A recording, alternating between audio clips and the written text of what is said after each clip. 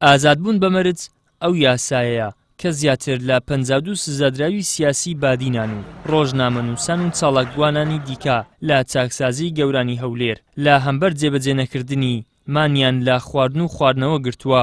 ماوەک بەر لە ئێستا لە هەولێر و هەروە لە مەنتیقی بادینانی پارێزەرانی دۆسەی سزادراوانی بادینان باز لەوە دەکات کە بڕیار بووە بەر لە جەژنی قوربانی پیرۆز یاسای ئازادبوونی بەمەرج سزادراوانی سیاسی بادینان بگرێتەوە و ئازاد بکرێن، بەڵام لە دوای جەژن بڕیارەکە گۆڕدراوە و پێیان ڕاگەیاندووە کە یاساکە نایانگرێتەوە. طبعا ناکرێت قەزا لەسەر تەناقوزات بژی. ئێستا دەڵێن لە داواکاری گشتی تا ئەو دقە وەڵامی دادگای نەداوەتەوە، دەڵێن جاری یەکەم وتیان بەر لە جژن وتیان مەشمولن. خودی سەرۆکی داواکاری گشتی بە ئامادەبوونی ڕێکخراوی CPT ئەمریکی پەیوەندی لەگەڵ چاکسازی گەورانی هەولێر کرد، بەڕێز سەرۆکی داواکاری گشتی وتی ئەوانە مەشمولن، وەڵامی دادگا بدەنەوە مەشمولن بە ئیفراز شەرطی. دواتر دوای جەژن لەبەرەوەی ئەو کاتەمە وەقت نەما کۆتایی دەوام بوو، ڕۆژێک پێش عەرەفە بوو.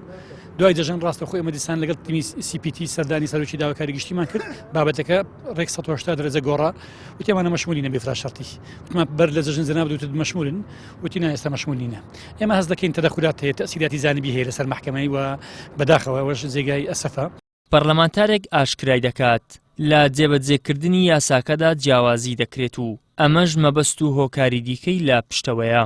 چه سەنەد بوونینە یعنی گیرروکردنەکە مەقسوودە و یا مەبەستدارە و هەر بۆ ئێشاندن و خەلکیە و طبعا وانە مانگرتنە ڕاگەهاندیەش خواردنێ و خەلکێکی دیژی گەلێکی دیش نزیکی 45 دیژی زیندانکیە یا خودە ئەلگەلوان مرۆڤ چونکە ئەف مرۆڤ بیا با هەڵوانە ئازادکردن.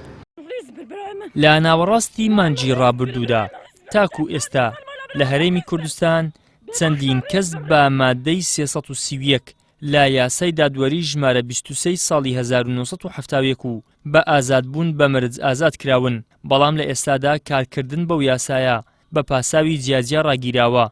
بەو هۆیشەوە 52 سزادراوی سیاسی بادینان و ڕۆژنامەنووس و ساڵەکوانانی دیکە مانیان لە خواردن گرتووە و تەندروستی بەشێک لەو سزادراوانەش ناجێگیرە و لە ڕەوشێکی خراپدان. ئیدریس محەممەد، کەناڵی ئاسمانی پەیام، هەولێر.